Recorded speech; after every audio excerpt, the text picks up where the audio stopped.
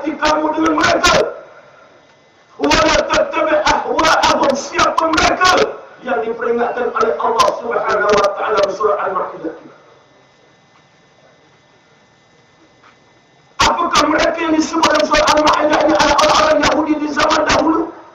Adakah orang-orang Quraisy di zaman dahulu? Pada zaman hadis Al-Quran, dia bukan sekadar terbatas kepada zaman dahulu, tetapi Al-Quran yang diturunkan oleh Allah Subhanahu wa taala, hatta yuhakkimuka fima shajara bainahum thumma la yajidu fi anfusihim harajan mimma qadaita wa yusallimu taslima. Allah Subhanahu wa taala berfirman, la yu'minu, tidak beriman kamu hatta yuhakkimuka fima shajara bainahum, sehingga mereka mengambil kamu wahai Muhammad, mengambil Al-Quran, mengambil dengan apa yang dibawa oleh Rasulullah sallallahu alaihi wasallam, hatta yuhakkimuka fima shajara bainahum, menjadi hakim, menjadi pemutus di dalam perkara apa yang kami perselisihkan. Apa yang kita perselisihkan pada hari ini? Apa masalah kita pada hari ini? Apa pertemuan kita pada hari ini? Maka balik kita farfaruju ila Allah wa Rasul, balik pada Allah dan balik pada Rasul. Saudara, maka bila Allah Subhanahu wa taala menyatakan bahawa kembalilah kepada kamu, mengambil kamu wahai Muhammad, hatta yuhakkimuka fima shajara bainahum thumma la yajidu fi anfusihim harajan mimma qadaita, dan mereka dalam hati mereka tidak ada sedikit keberatan pun, mereka menerima, wa yusallimu taslima, dengan sepenuh hati. Maka sebab itu kalau kita melihat antara yang diperingatkan oleh Allah Subhanahu wa taala, musuh di luar. Siapa musuh di luar? Musuh di luar siapa saja membawa ancaman kepada Islam. Kalau PKR yang membawa ancaman kepada Islam dengan membawa berbagai-bagai ideologi baru dengan akal mereka, maka itu musuh yang perlu kita hadapi dengan mereka. Kalau kita bimbang apabila itu membawa satu fahaman khususnya sebagaimana saya sebut, fahaman pada hari ini yang paling bahaya ialah fahaman Anwarizm yang dibawa oleh saudara Anwar Ibrahim. Apa itu fahaman Anwarizm yang harus saya sebutkan, boleh kita panggil dengan fahaman Anwarizm? Saudara Anwar ini orang yang hebat, fahaman yang boleh menjelma dengan berbagai-bagai wajah, boleh bertukar berbagai-bagai wajah. Mereka masuk dalam kelompok Islam lalu dia bertukar dengan wajah Islam. Mereka berhadapan dengan Israel lalu mereka bertukar dengan wajah Israel. Mereka bertemu dengan manusia-manusia di kalangan homoseksual lalu mereka mengubah dan merubah dengan memberi berbagai-bagai gambaran-gambaran. Ini yang disebut fahaman yang cukup. Kalau yang terbaru kita lihat bagaimana statement yang dikeluarkan oleh WSJ tentang Israel laknatullah. Apakah ia bukan sebagai satu cabaran pada umat apabila mereka mengiktiraf dan menetapkan supaya menjaga keselamatan Israel? Kalau Israel memberi keselamatan pada Palestin, isu Israel ini dia merupakan isu yang paling sensitif. Sebab itu teman-teman kita di Palestin, denyut nadi mereka adalah denyut nadi kita. Sebab bumi Palestin satu bumi suci umat Islam yang dikhabarkan oleh Allah Subhanahu wa taala. Bumi Palestin satu bumi tempat peristiwa Isra wal Mi'raj Rasulullah sallallahu alaihi wasallam. Masjid Al-Aqsa di bumi Palestin. Ada 3 masjid yang mulia dalam Islam selepas Masjidil Haram, disusul oleh Masjid Nabawi, dan yang ketiga ialah Masjid Al-Aqsa. Israel laknatullah menguasai Masjid Al-Aqsa. Masjid Al-Aqsa ini satu masjid perjalanan Rasulullah sallallahu alaihi wasallam. Subhanallah.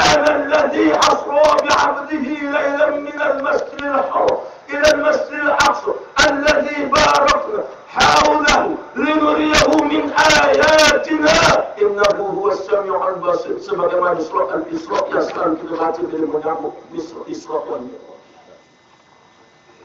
Subhanallazi asra bi'abdihi. Maha suci Allah yang telah memperjalankan hamba-Nya pada malam hari yang penuh dengan barakah, malam yang penuh dengan barakah, daripada Masjidil Haram kepada Masjidil Aqsa. Sebab itu teman-teman kita di Palestin yang berjihad berhadapan dengan Israel laknatullah, mensyahidkan beberapa jutaan umat Islam di bumi Palestin. Walaupun kita jauh daripada bumi Palestin, tetapi bukan bermakna kita tidak ada ruang membantu mereka. Walaupun kita telah berhadapan dengan musuh-musuh Allah, yakni Yahudi, Israel itu, cukuplah sekadar kita menadahkan kedua tangan kita, memohon kepada Allah Subhanahu wa Ta'ala, Allahumma ansur Islam wal Muslim wal Mujahidin di Palestin. Ya Allah, Kau beri pertolongan kepada teman-teman kami, mujahidin, teman-teman kami yang berhadapan dengan musuh-musuh di bumi Palestin, berhadapan dengan Israel laknatullah tadi, yang disebut oleh pertolongan kepada mereka ialah kemampuan kita membantu teman kita di Palestin. Tiba-tiba kita boleh mengiktiraf dan berusaha untuk menjaga keselamatan Israel. Sedangkan Israel memiliki kekuatan persenjataan yang digunakan untuk membunuh umat Islam di bumi Palestin. Apakah kita lupa sejarah Syekh Ahmad Yasin? Seorang tua yang lumpuh, pengasas gerakan Islam Hamas di bumi Palestin. Syekh Ahmad Yasin usianya 80-an, tetapi dia sedang menggunakan seluruh umurnya, tenaganya, kekuatannya, walaupun dalam keadaan lumpuh, untuk menentang Yahudi Israel laknatullah.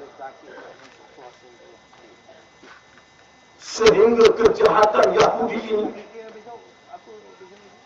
membunuh Syekh Ahmad Yasin ketika kembali daripada sembahyang subuh berjemaah, menghantar peluru berpadu menghancurkan Syekh Ahmad Yasin. Walaupun hancur berkecamar jasad Syekh Ahmad Yasin, tetapi Allah Subhanahu wa Ta'ala sengaja meninggalkan wajah Syekh Ahmad Yasin, memberi gambaran kepada kita, walaupun kekuatan tadi sudah tidak ada pada jasadnya, tetapi ukapan-ukapan yang dilontarkan oleh Syekh Ahmad Yasin tentang kejahatan Yahudi laknatullah. Akhirnya kita lihat apabila Syekh Dr. Abdul Aziz Ar-Rantisi mengambil alih pimpinan gerakan Islam Hamas daripada Syekh Ahmad Yasin, sekali lagi Yahudi laknatullah membunuh Syekh Dr. Abdul Aziz Ar-Rantisi. Lupakah kita sejarah kejahatan dan kebiadaban Israel yang memiliki ratusan ribuan senjata-senjata, memiliki peluru berpandu, helikopter Apache untuk membunuh umat Islam di Palestin. Mereka mengepung masjid-masjid umat Islam di Palestin. Mereka mengepung kebun-kebun tanah-tanah milik umat Islam di Palestin. Sejarah dan setidak ratusan ribuan umat Islam dibunuh oleh Yahudi laknatullah. Apakah kita tidak ada sensitiviti langsung terhadap teman dan sahabat kita di bumi Palestin? Sedangkan Yahudi yang cuba kita nak jaga, Yahudi yang cuba kita nak jaga keselamatan mereka, ini adalah musuh Allah Subhanahu wa Ta'ala. Sebagaimana Allah Subhanahu wa Ta'ala menyebut secara jelas di dalam ayat dalam surah Al-Ma'idah ayat 82, Allah Subhanahu wa Ta'ala berfirman,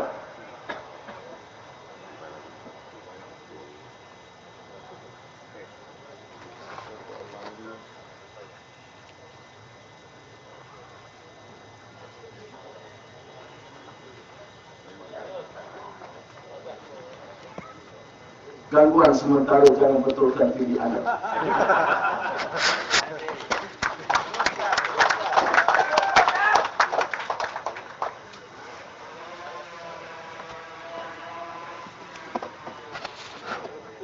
Sebab itu saudara, Subhanahu wa taala menyebutkan berfirman dalam surah Al-Maidah ayat 82 menerangkan kejahatan Yahudi, menerangkan bahawa Yahudi Israel adalah musuh Allah. La tajidanna ashadda an-nasi 'adawatan lil ladzina amanu al-yahud. Allah Subhanahu wa taala mengatakan, adapun orang yang paling jahat, adapun orang yang paling keras, la tajidanna ashadda an-nas, apabila berhadapan dengan orang-orang yang beriman, adalah orang-orang Yahudi. Sebab itu kita melihat ijtihad para ulama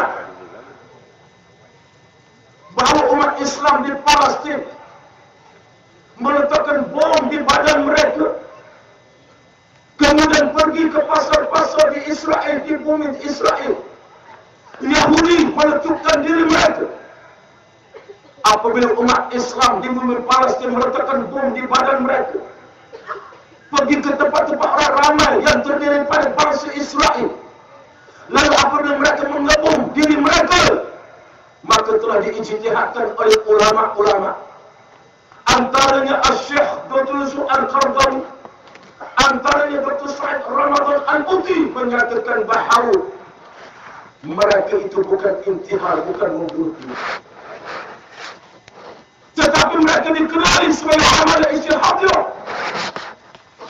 Mereka telah melaksanakan satu operasi menuntut syahid.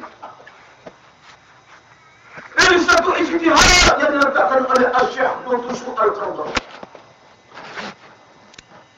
Kenapa manusia yang cuba nak mengiktiraf dan memerintah dan menjaga keselamatan Israel tidak merujuk kepada Syekh Dr. Yusuf Al-Qaradawi? Kerana apa? Syekh Dr. Yusuf Al-Qaradawi, kerana apa? Syekh Dr. Said Ramadan Al-Buti mengijtihadkan bahawa mereka di sana apabila meletakkan bom badan mereka, mereka bukan bunuh diri, tetapi mereka melaksanakan satu tugas besar di atas beberapa sebab.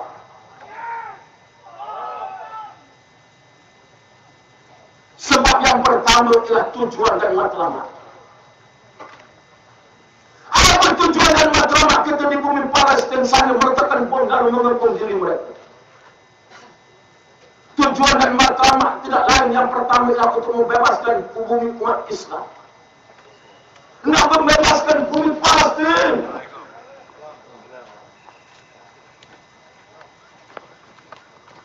Bumi suci umat Islam.